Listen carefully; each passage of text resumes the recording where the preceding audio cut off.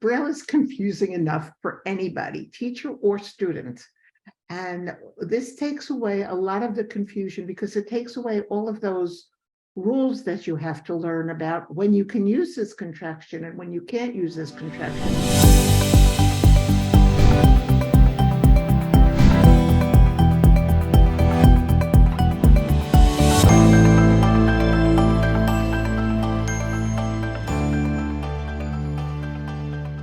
Oh my gosh, I'm so excited to have both of you here, Roberta and Tamara. I cannot explain to you how thrilled I am to have this conversation with both of you. Before we even jump into the rest of the conversation, I would love for each of you to tell our community a little bit about yourself. Roberta, would you like to go first? I started a long time ago when I was student teaching and I didn't know what to talk about to my group. So I went to the Braille library to pick up some materials because I thought, okay, World of the Blind, that would be an interesting topic. When I walked into the library, I heard the librarian say to someone else, when is that Braille class starting? And I said, that's for me. I want to take that Braille class. And I did while I was in college. And then eventually she recommended me for a position as a rehab teacher with blind adults who had lost their vision. I worked there for 4 years. And then I said, time to move on. And I went to San Francisco State University and started studying to be a TVI with Sally Mangold, who eventually became a very good friend of mine. And I became a TVI for 31 years. And when I finished TVIing, well, back to Sally Mangold, she had asked me to write a book with her husband, Phil. So we had written a book called Literary Braille Practice Sentences. Well, when UEB came along, I said, oh no, now we have to change. It's not good anymore. So decided to write another book, and I wrote a book called UEB Practice Sentences.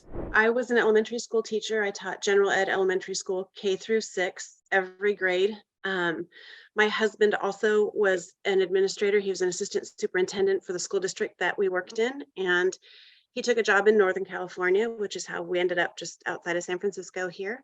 And I taught kindergarten, and that was during 2009.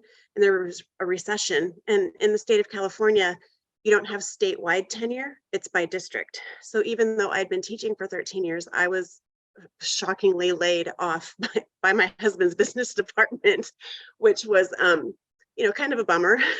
And wasn't sure what I was going to do. I knew they were going to hire some teachers back. But during that summer, that was last summer I had off. That summer, special ed came to me and said, would you be interested in being a teacher for students with visual impairments? And I'm like, I don't even know what that is. I don't know. I'm a general ed teacher. I don't know if I can do special ed.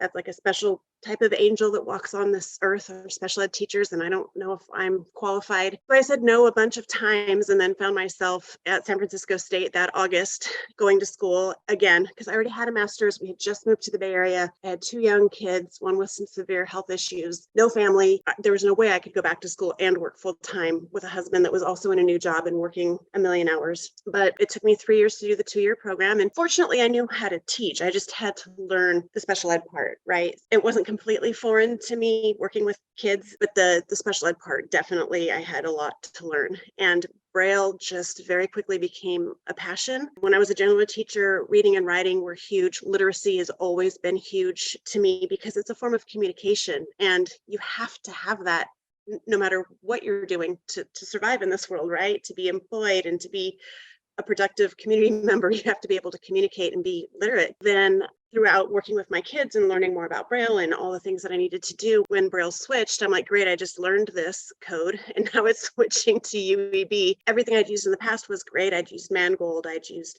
the SAL and the talking tactile tablet and different things. I was Googling UEB Braille curriculum. My first master's is in curriculum and instruction. I'm a total nerd about curriculum and instruction. And I was using the super old patterns that the district just had. And I didn't really care for it. I hope that's okay to say. I didn't enjoy it. So I was Googling different curriculum for UEB, and there wasn't a ton out there. And I came across Roberta and Actual Tactuals and looked through a website, and I was super interested. And it said, if you have any questions, call. So I called expecting to get the automated voice routine. And it was Roberta. And we talked on the phone for 2.5 hours, I think, the first time we spoke. And I just had so many questions and she had so many answers, and it was so wonderful and bucket filling to talk to somebody who got it, somebody who just got it. And I ordered her book right then and there, I think, with my own money. I didn't do the purchase order. I wanted that book in my hands like straight away, because I had a dual media student who was in 3rd grade, and we were at that point in Braille that the UEB changes were happening, and Roberta's book is what got us through that. So that's how we met, and that's a little bit about my background. So here I am now 13 years later. So I had 13 years in general ed, and I just finished my 13th year in special ed, which is kind of a weird and 13's always been my lucky number, so it's weird, but a really weird point in my career right now. It's just kind of cool. Can I ask you guys a question? When you decided well, Roberta, you wrote a book, and then Tamara, you came into the equation. When you're looking at writing a book of this nature, where there's curriculum involved, what is one of the first things that you sit down to do or to like write down to capture your thoughts? Well, that's a good question. Basically, I have to be honest that when I started the UEB practice sentences book, I started with the framework from literary practice sentences that I had done with Phil Mangold. So I worked with that framework, but this book that I have written has evolved so much from that book.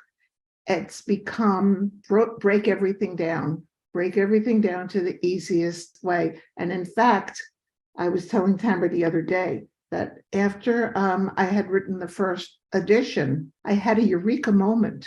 And I said, I could have broken down this part more, the word signs, and I could have broken down the dual cell contractions. And people really need that broken down. And that's when I took the first book and went into the second and made it the second edition. So I started with the framework of the other book. When we started together on the Trailblazer book, that's the new one that's just coming out, we worked with the same, Tamara, we worked with the same order of contractions.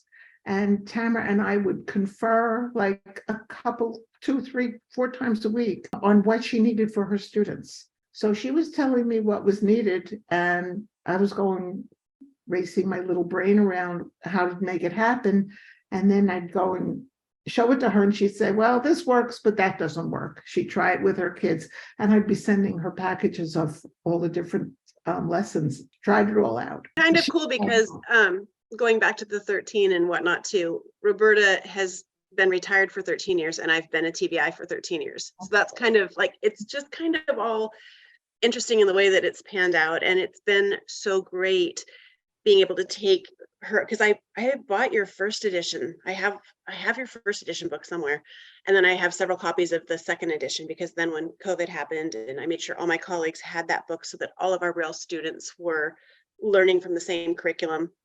And then developing this book, it's so great because Roberta was writing it and I was able to apply it with my students and say, okay, well, this one likes this and this one doesn't like that, and we like this, but not this part. We need more and more and more of this, because some kids just need extra repetition. And the other cool thing about Roberta's books is that nothing is ever new. It all builds on what's previously been learned. So I would take the chunk of contractions that my kids were learning, and I would try to make the sentences more personal, or put their name in it, or talk about Spider-Man or whatever the kid was into. But then I'm like, oh wait, I can't use Spider-Man because he doesn't know ER yet. And so I couldn't write the sentences the way that Roberta magically has created this curriculum, because nothing's new. There's only contractions that the kids have previously learned. And I think that's the magical piece to it, is that there's no surprises. It's all built on what they already know. And reading, which is hard for kids, right? And sometimes my dual media kids are very self-conscious to try to read in Braille. And the sentences are so easy and so repetitive. I'm like, there's nothing on this page you don't know. You know all of these letters, you know all of these signs, and watching their confidence like right in front of me is just incredible. And even trying to convey that to Roberta, like she would zoom into some of our lessons, you know, just to watch and to see what was going on. And just to watch that magic happen, where they were sitting up a little bit straighter. And I had this one little one, she's in middle school, she's in a mild SDC class. And when we first started working together, she knew 11 contractions. And she'd been learning Braille for like 5 years, but she knew 11 contractions, and she'd sit with her hair all in front of her face and she'd slouch over. And just after a few weeks, maybe a couple months of working with her and using Roberta's book. She's sitting up straighter, her hair is pulled back out of her face, she's reading with confidence. When Roberta came to California in April, she was able to read with this student and see what I'd been talking about. And from where we were to where we are now, it gives me the goosies just talking about it, because it's life-changing. It's life-changing. So for you guys, what has been one of the most challenging aspects of taking UEB and creating a curriculum around it that will help teachers and not overwhelm them? You wrote the books. I think that's more of a you question.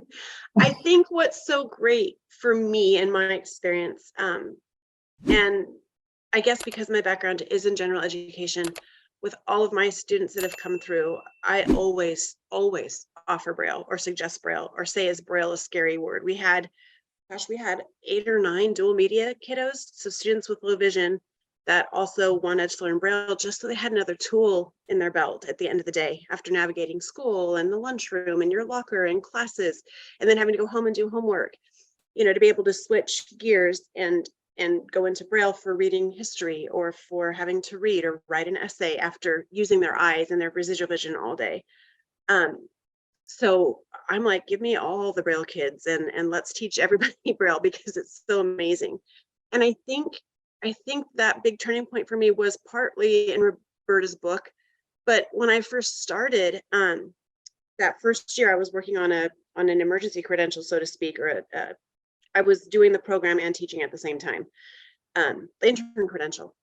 And I had a student who was in 8th grade, a mild SDC student. She knew quite a bit of Braille, but not all of it. And she was using the old patterns book. And I didn't enjoy it. It was difficult to navigate the curriculum from the teacher book versus the student book. I'm like, what is even the point of this lesson? And it was overwhelming to me to try to learn how to teach that curriculum, if that makes sense. When I got Roberta's book, it was not overwhelming at all. It was very easy. It was broken down into pieces and bite-sized bits that again, like I said, anybody could teach and teach themselves as well. There wasn't all of this background that you had to know or that you had to figure out before you taught a lesson. It goes in a very specific order, which makes sense, and it follows the different rules as they come. And whereas I feel like other curriculums, it's just kind of more random, and I couldn't make sense of that for myself. And if I figured I couldn't make sense of that, how am I going to make it make sense for little ones or for students, right? So I don't even know if I answered your question, but I didn't feel overwhelmed at all in using Roberta's, all 3 of her different books. The 2 different books, the 2 editions, but the simplicity of it and the order and structure of it, I think, is what makes it magical.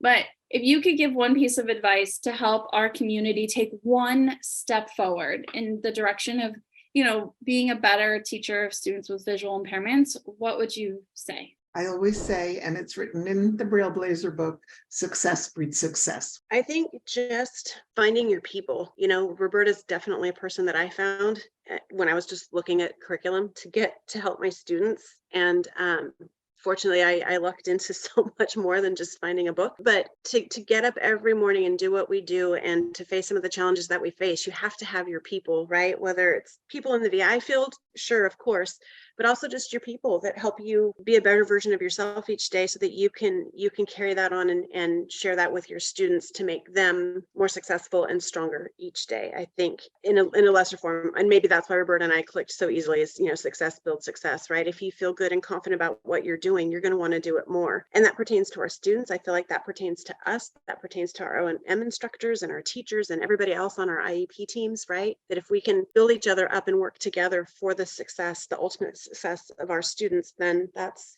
what we're here for, right? I don't do this for the big fat paycheck, right? I do it because I truly want to see my kids succeed, my students succeed and do well and to tackle this great big world in all the ways that they possibly can. And again, I feel very strongly that literacy is a huge piece of that. And that's what I'm trying to bring them each day. Thank you both so much. I appreciate you.